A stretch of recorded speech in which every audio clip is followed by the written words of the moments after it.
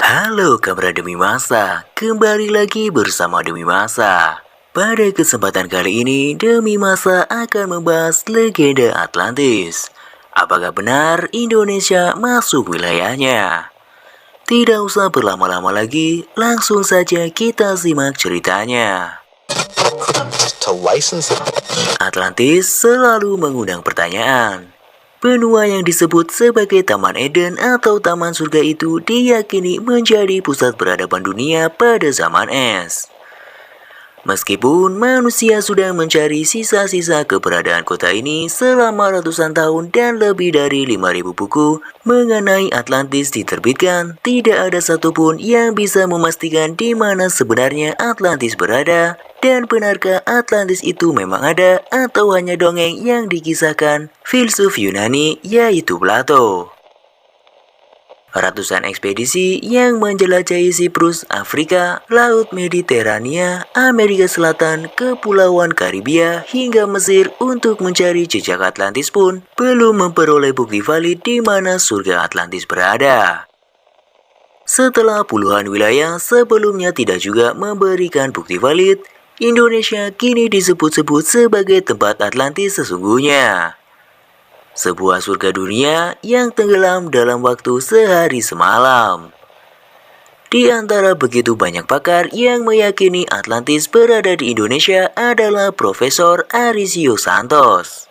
Geolog dan fisikawan nuklir asal Brasil ini melakukan penelitian selama 30 tahun untuk meneliti keberadaan Atlantis. Melalui bukunya, Atlantis, The Lost Continent Finally Found, Santos memberikan sejumlah paparan serta analisisnya. Santos menelusur lokasi Atlantis berdasarkan pendekatan ilmu geologi, astronomi, paleontologi, arkeologi, linguistik, etnologi, dan komparatif mitologi. Menurut Santos, tidak kunjung ditemukannya jejak-jejak Atlantis karena orang-orang mencari di tempat yang salah. Mereka seharusnya mencari lokasi tersebut di Indonesia, karena berbagai bukti yang kuat mendukung hal tersebut. Pendapat Santos ini memang masih diperdebatkan mengingat hingga kini belum ada ekspedisi khusus untuk mencari lokasi Atlantis di Kepulauan Indonesia.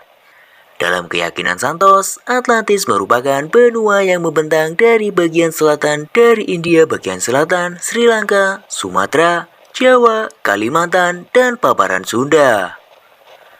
Santos meyakini benua menghilang akibat letusan beberapa gunung berapi yang terjadi bersamaan pada akhirnya zaman es sekitar 11.600 tahun lalu.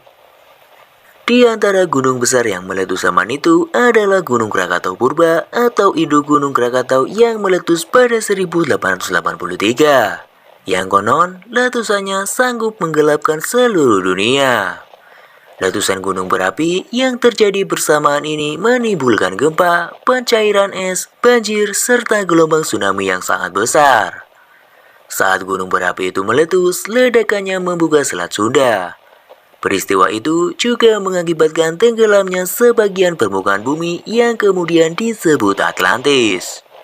Bencana mahadahsyat ini juga mengakibatkan punahnya hampir 70% spesies mamalia yang hidup pada masa itu, termasuk manusia. Mereka yang selamat kemudian berpencar ke berbagai penjuru dunia dengan membawa peradaban mereka di wilayah baru.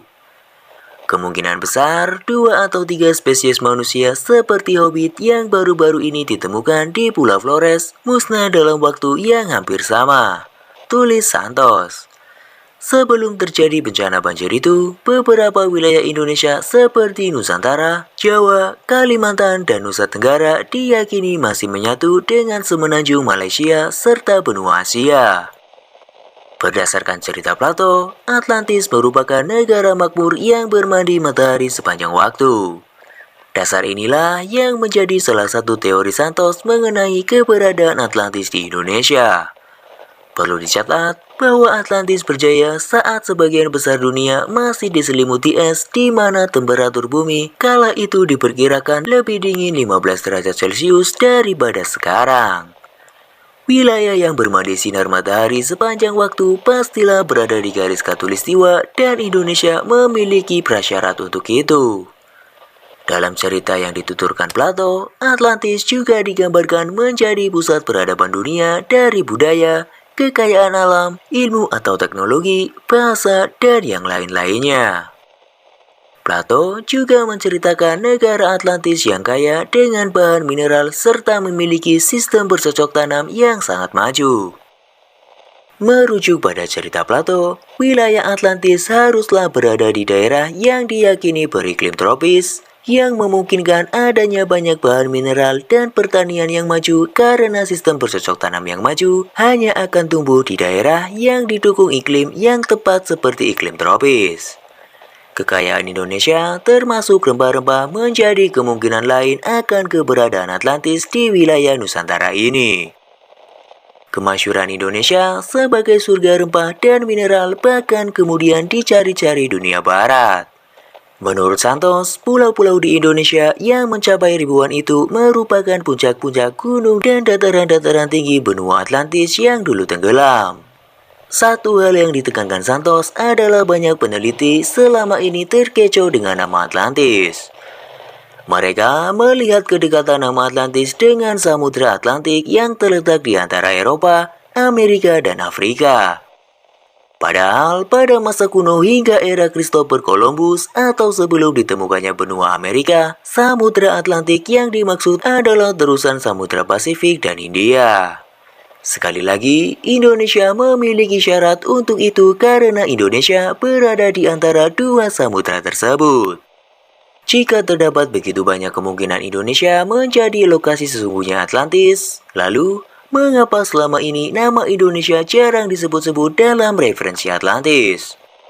Santos menilai keengganan dunia barat melakukan ekspedisi ataupun mengakui Indonesia sebagai wilayah Atlantis adalah karena hal itu akan mengubah catatan sejarah tentang siapa penemu peradaban. Dengan adanya sejumlah bukti mengenai keberadaan Atlantis di Indonesia, maka teori yang mengatakan Barat sebagai penemu dan pusat peradaban dunia akan hancur. Kenyataan Atlantis berada di Indonesia kemungkinan besar akan mengakibatkan perlunya revisi besar-besaran dalam ilmu humaniora seperti antropologi, sejarah, linguistik, arkeologi, evolusi, paleantropologi, dan bahkan mungkin agama. Tulis Santos dalam bukunya. Selain Santos, banyak arkeolog Amerika Serikat yang juga meyakini Atlantis adalah sebuah pulau besar bernama Sundaland yang luasnya 2 kali negara India. Daratan itu kini tinggal Sumatera, Jawa, dan Kalimantan. Salah satu pulau di Indonesia yang kemungkinan bisa menjadi contoh terbaik dari keberadaan sisa-sisa Atlantis adalah Pulau Natuna, Riau. Berdasarkan penelitian, gen yang dimiliki penduduk asli Natuna mirip dengan bangsa Austronesia tertua. Rumpun bangsa Austronesia yang menjadi cikal bakal bangsa-bangsa Asia merupakan sebuah fenomena besar dalam sejarah keberadaan manusia. Rumpun ini kini tersebar dari Madagaskar di barat hingga Pulau Paskah di timur. Rumpun bangsa ini juga melahirkan 1.200 bahasa yakni terbesar di berbagai belahan bumi dan dipakai lebih dari 300 juta orang. Yang menarik, 80% dari rumpun penutur bahasa Austronesia tinggal di Kepulauan Nusantara Indonesia.